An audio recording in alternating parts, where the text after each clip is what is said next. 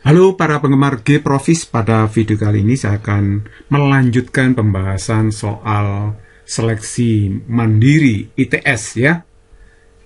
Ini soal lanjutannya. Anggaplah batang besi AB homogen dan memiliki berat 40 Newton, pangkal batang besi diengserkan di tanah sedangkan ujung lainnya diberi beban 60 Newton seperti tampak pada gambar.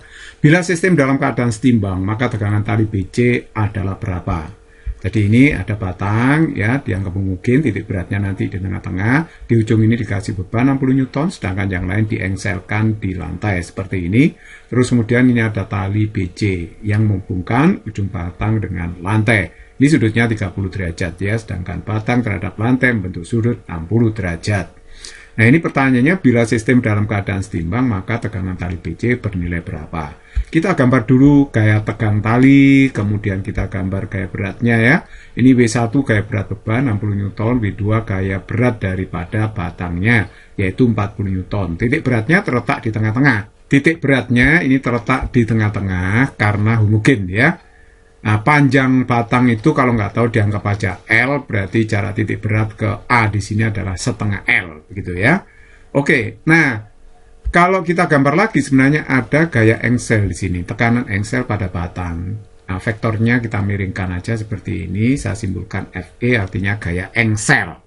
Nah, sekarang untuk menyelesaikan soal ini, jika hanya ditanya tegangan tali saja itu mudah sekali. Kita cukup menggunakan satu syarat kesetimbangan, yaitu sigma torsi sama dengan 0. Ya, kalau kita lihat T yang ini yang bekerja pada batang, yang arahnya menjauhi batang ini, dia akan memutar melawan putaran jarum jam, atau saya istilahkan putar kiri. Nah, sedangkan yang lain akan memutar ke kanan, atau searah putaran jarum jam. Jadi W1 putar kanan, W2 juga putar kanan, gitu ya. Nah, ingat torsi itu hasil kali antara gaya lengan momen dengan sudut antara gaya dengan lengan momennya. Jadi F itu gaya yang menyebabkan putaran, R itu jarak pangkal gaya ke porosnya, sedangkan theta sudut antara F dan R. Nah, kalau kita ambil sigma torsi terhadap titik A sama dengan 0, beres persoalan. Jadi cukup satu syarat ini untuk menyelesaikan soal ini. Nah, sigma torsi terhadap titik A itu adalah torsi yang dihasilkan T, karena dia memutar ke kiri, berarti gayanya itu T, jarak pangkal gaya ke poros itu adalah L, L itu panjangnya batang. Saya umpamakan begitu ya, panjang batang besinya adalah L. Nah, sudut yang dibentuk ini 30, jadi sin 30 derajat. Ingat rumusnya tadi ya, FR sin theta. Nah, terus kemudian yang putar kanan itu menghasilkan torsi yang positif. Jadi W1 ini kan positif putarannya ya, jadi W1 dikalikan jaraknya ke poros itu adalah L, dikalikan sin sudutnya ini 30. Lu kok bisa 30? Karena di sini 60 ya, kalau 60 ini 90 maka sini 30 ya kan. Jadi ini juga 30 karena ini sudut yang sehadap, secara geometri sama, ini 30. Oke, nah jadi W1 dikalikan jaraknya ke poros adalah L kalikan sin sudut jepitan 30. Nah, terus kemudian plus W2 kali setengah L, karena ini tengah-tengah, dikalikan sin 30. Sudut jepitannya ini sama dengan 0. Nah, kita bisa coret L sin 30-nya karena sama semua itu, sehingga bisa lebih sederhana persamaannya seperti ini. Min T plus W1 plus W2 kali setengah sama dengan 0. W1-nya 60, W2-nya 40 kali setengah sama dengan 0. Berarti kalau begitu, min T itu sama dengan berapa ya? 60 tambah 20, 80. Pindah ruas, berarti nanti T-nya ketemu 80 Newton. Itulah tegangan tali yang ditanyakan. Jadi jawaban yang tepat adalah A. Nomor 2, sistem hubungan antar roda digunakan untuk mengangkat beban W seperti ditunjukkan gambar. Jari-jari roda R1 setengah meter, R2 setengah 0,3 meter ya, dan R3 0,2 meter. Roda 1 dapat melakukan 40 putaran dalam 80 detik dengan kelajuan tetap. Pada saat T0 beban W tepat di tanah. Ketika roda 1 berputar melawan putaran jarum jam pada T3 sekon, beban W akan terangkat setinggi berapa meter? Oke, jadi kalau kita lihat jika roda R1, roda dengan jari-jari R1 itu memutar melawan putaran jarum jam, otomatis nanti bebannya itu bisa terangkat ke atas seperti itu ya. Oke, nah sekarang perhatikan roda 1 dulu. Nah kalau dikatakan roda 1 berputar 40 putaran dalam 80 detik, berarti kita bisa mencari frekuensinya. Pakai rumus ini. F1 sama dengan N per T, N-nya 40, T-nya 80. Ketemunya setengah hertz. Itu frekuensi putarannya ya. Nah, kalau kelajuannya V1 itu omega 1 kali R1, omega itu 2πf kali R, berarti kita tinggal masuk 2π, F-nya setengah, R-nya setengah ya. Roda 1, R-nya setengah. Jadi kalau begitu ini dapatnya adalah setengah pi meter per sekon. Jadi ini kelajuan roda 1. Nah, hubungan roda 1 dan 2 bagaimana? Roda 1 dan 2 ini adalah dihubungkan dengan sabuk atau rantai, maka akan berlaku V2 sama dengan V1. Jadi kita bisa mencari V2-nya. Nah, V2-nya itu berapa?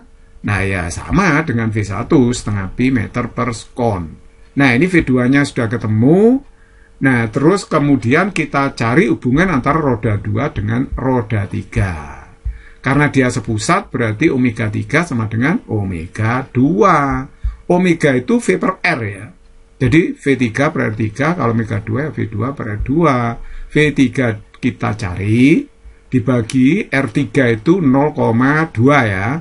Nah, sedangkan V2-nya setengah pi tadi, sedangkan R2 di sini 0,3. Jadi hasilnya berapa ini? V3 berarti ini kan setengah ya, 2 per 3. Berarti hasilnya sepertiga dong ya, sepertiga pi meter per sekon. Nah, sekarang kalau mencari berapa ketinggian yang bisa ditempuh oleh beban ini ketika roda 1 berputar melawan putaran jarum jam. Ini kan naik, berarti menempuh jarak sebesar V3 kali T. Jadi V3 itu adalah kecepatan linier atau laju linier titik di tepi roda 3. Itu akan sama dengan kecepatan talinya ini, otomatis sama dengan kecepatan beban ya. Jadi kalau begitu S3 sama dengan V3 kali T, berarti V3-nya sepertiga pi dikalikan T-nya tadi kan 3 sekon yang ditanyakan. Jadi sepertiga pi kali 3, berarti hasilnya adalah pi atau 3,14 meter. Jadi jawaban yang tepat adalah E. Oke, nomor 3. Balok A terletak pada bidang miring licin dihubungkan dengan beban B melalui sistem katrol seperti tampak pada gambar. Massa katrol K1 dapat diabaikan, massa balok A adalah 20 kg. Perbandingan jari-jari katrol K2 dan K3 yaitu R2 dibanding R3 1 banding 2. Massa beban B minimal untuk menahan balok A agar tidak turun adalah berapa kilogram. Jadi kalau B-nya ini massa yang terlampau kecil, dia bisa naik sehingga A-nya bisa turun, berarti dia tidak tertahan di tempatnya. Jadi ini pertanyaannya adalah berapa massa minimal B supaya A-nya tetap tertahan di situ. Jadi asumsinya kalau B-nya ini massanya minimal untuk menahan A, berarti sistem ini dianggap hampir saja bergerak. Kalau hampir bergerak berarti belum bergerak. Kita masih bisa menggunakan syarat-syarat kesetimbangan. Ya. Jadi kalau begitu perhatikan baik-baik, saya gambar dulu kayak tegang tali T1 di sini ya. Ini juga ada tegangan tali T2. Kok beda? Karena ini talinya beda. Ini kan tersangkut pada katrol kecil, yang ini katrol besar ya. Jadi tegangan talinya beda. Tapi katrol yang ini ya perhatikan, ini talinya tegangannya T2 sama dengan yang itu karena ini satu tali ya, talinya sama. Jadi katrol itu hanya meneruskan gaya aja. Oke? Nah, terus kemudian coba perhatikan ini saya gambar dulu gaya-gaya yang bekerja pada A ketika terjadi keadaan setimbang hampir bergerak. Sumbu X-nya itu saya taruh sejajar bidang, Y-nya itu tegak lurus bidang, tidak masalah ya. Yang penting X dan Y itu tegak lurus. WA itu berarti gaya yang tidak sejajar X maupun Y. Kita uraikan, berarti ke arah sejajar bidang dan tegak lurus bidang. Nah, kalau saya uraikan, yang sejajar bidang itu WA sin, sedangkan yang tegak lurus WA cos 30 derajat. Karena secara geometri, kalau ini 30 sudutnya, maka ini pun 30. Samping sudut pakai cos ya. Oke, seperti itu uraiannya. Terus kemudian untuk gaya yang bekerja pada beban B, kita uraikan, ada WB. Di sini tegangan tali yang di atasnya tidak saya gambar, karena massa katrol K1 itu diabaikan. Ya, massa katrol K1 dapat diabaikan.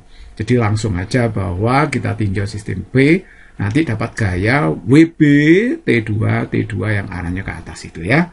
Oke, nah sekarang karena setimbang, hampir bergerak itu masih setimbang, akan berlaku hukum 1 Newton bahwa untuk balok A berlaku sigma Fx sama dengan 0. Nah, sigma Fx sama dengan 0 berarti T1 min WA, ini T1 T1 min WA sin 30 itu harus 0 kan. Jadi T1 sama dengan setengah WA. Loh kok bisa? Sin 30 itu setengah ya. Jadi setengah WA pindah ke ruas kanan. Seperti itu. Ini saya sebut persamaan 1. Sedangkan beban B akan berlaku sigma B 0. Berarti ini T2 ditambah T2. Dikurangi WB sama dengan 0. Berarti 2T2 sama dengan WB. Ini saya sebut persamaan yang kedua.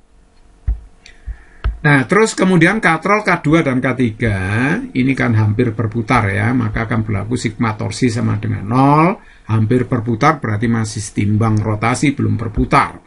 Jadi sigma torsi ini kita ambil terhadap poros pusat dari katrol 2 dan 3 yang konsentris ini ya, terhadap pusat katrolnya sama dengan 0. Jadi ini torsi dihasilkan oleh mana ini? Yang pertama dihasilkan T1 dikalikan R2 gitu kan, kali sin 90, tapi sin 90 itu kan 1, nggak usah tulis. Jadi ini T1 itu sebenarnya putar kiri negatif gitu ya, sedangkan nanti T2 ini putar kanan positif gitu ya, tetapi boleh juga ditulis torsi yang putar kiri harus imbang dengan sigma torsi putar kanan, sama aja itu. Jadi kita bebas dari minus-minusan. Jadi T2 ini dikalikan jaraknya ke poros berarti R3.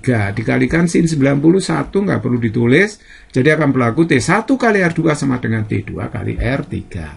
Jadi T1 R2 nilai perbandingannya 2, R3 nilai perbandingannya 1. Ini nilai perbandingan, bukan nilai mutlak ya.